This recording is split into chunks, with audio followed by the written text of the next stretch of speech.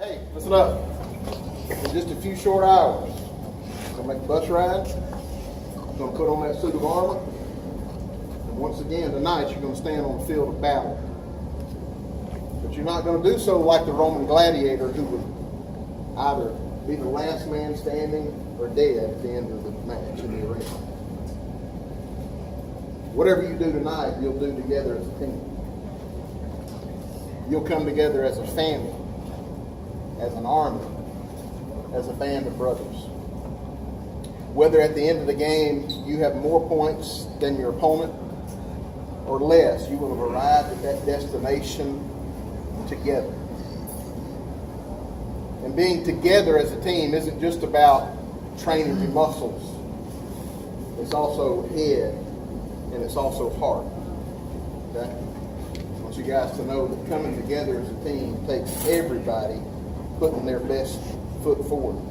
And you must make a decision to be a team to sacrifice for something greater than yourself.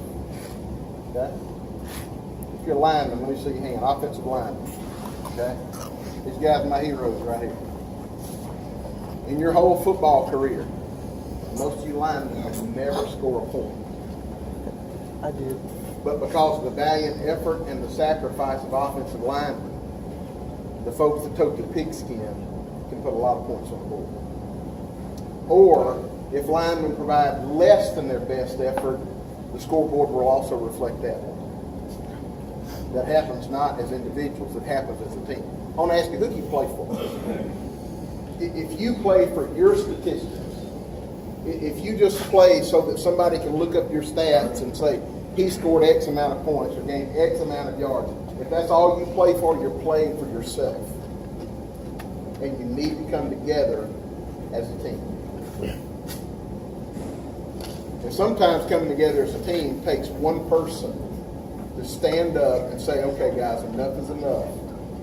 Let's do this right. Sometimes that's an upperclassman who's a senior. Sometimes it's a lower classman who's just learning the ranks, but recognizes there's an issue that needs to be fixed. You know, a lot of times when we think about the battle, we think about David and Goliath. And I'll read from the passage in 1 Samuel that deals with that here in just a few moments. But, you know, when we think about David and Goliath, we often just think about those two. Those two men, one giant and one little small shepherd boy. But today, as I was reflecting about this passage, I thought about it in its context. And by the way, that's one of the best ways to understand Scripture. What's the context? Don't just go and pluck a verse out. Figure out what it's saying around that verse, okay? What you need to know about David fighting Goliath was that his brothers were on the battlefield. David was the youngest of all the brothers. The older brothers were off at war. And between these two hills, named Soko and Azekah, in the valley of Elah, the Philistines were camped on one side and the Israelites on the other. And they had this great, huge man of battle who would come out and he would taunt the armies. And he would say horrible things and he would curse the name of their God. And it scared them, honestly. I want you to listen to this. And the Philistines said, I defy the armies of Israel this day. Give me a man that we may fight together. But you know what? There was no one in the armies who was stepping out. They were staying back. They were hearing what he said, and they were believing it. And they were shaking in their sandals. David's father sent him to the front lines with food for his brothers and for the armies. And when David shows up, he hears what's going on. And he wants to know, why has no one stepped up? Why has no one taken to the field of battle? And this young man, who's not trained in war, he's trained as a shepherd. He knows how to defend the flock from bears and lions. And he uses a stick, a staff, and a slingshot. He knows how to defend against those things, but he's never been on the field of battle. But he's basically saying, let me at it. The other guys didn't understand how he could have so much courage. But again, context. David didn't go out as a well-trained warrior. He went out with confidence in something bigger than himself. I want you to listen to what David says here. This is First of all, is what Goliath says. So the Philistine said to David, "Am I a dog that you come to me with sticks?" And the Philistine cursed David by his gods.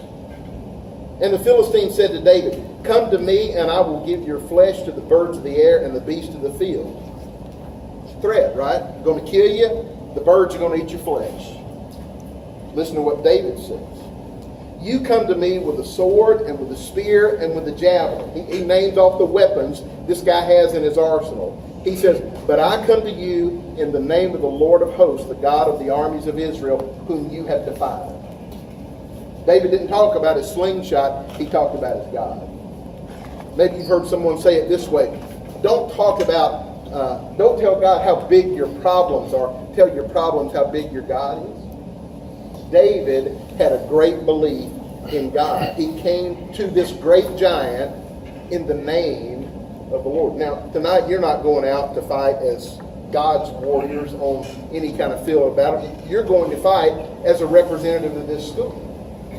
And by the way, you take your age and my age and add it together, and for more years than that, there have been young men just like you on a field of battle on a Friday night under the Enterprise High School banner called Bulldogs. And they've been looking for victory. And they've been going towards victory as a team. And that's what I want you to do tonight. That's what I want you to figure out how to do tonight. David said, "This day the Lord will deliver you into my hand, and I will strike you and take your head from you." David kind of one-upped you. Not just going to kill you, buddy. I'm going to cut your head off. Okay? And here's why David says these things. Verse 47. "Then all this assembly shall know that the Lord does not save with sword and spear, for the battle is the Lord's, and he will give you into our hand." David, a little guy, the youngest, not really even on the team, but he's there on the sidelines, and he sees that somebody's got to step up and take charge and step out on the field of battle. Now I want to ask you tonight, you're going to place it yourself, or are you going to sacrifice for your team? Victory as a team really is about lining up under authority. Okay? If you want to see something go forward in an effective way, it's all got to be lined up in the right way. These guys sitting at the back table, your coaches, that's the authority that you're lined up on. And if you will follow their directives and you will give 100%, you'll be effective. And if you've given your best on the practice field this week, you'll be able to give 100% effectiveness and effort on the field tonight. If you've not given it out there this week, you're going to struggle. You're going to be sucking wind, and you're going to be hurting, and you're going to be cramping. You might do that from effort anyway, but if you've given less on the practice field, you won't be able to give as much tonight. So here's what I would say. Pray for reserves and strength. This next week when you get out there, give it more than you ever have before. That big old sled that you linemen push around, you know what? That thing's your friend. He'll help you out. He'll hurt you out there, but he'll help you on Friday night. All the pain that you've gone through all summer, early in the morning, I'd be up drinking my coffee in the morning, look out my window, you guys rolling into the parking lot for some pain and suffering. That's going to help you tonight. But what's going to help you most is when you get not just your body, but your head and your heart in the game, not as a single man, but as a team. Here's what I want you to do. If you're ready to do that tonight, if you're ready to play with your team and for your team, I want you to put a hand on the shoulder of the teammate beside you, and your other hand up like a champion. And I'm going to say 1, 2, 3, and on 3, you say tonight. Got it? Tonight. 1, 2, 3, tonight! Go get them, guys.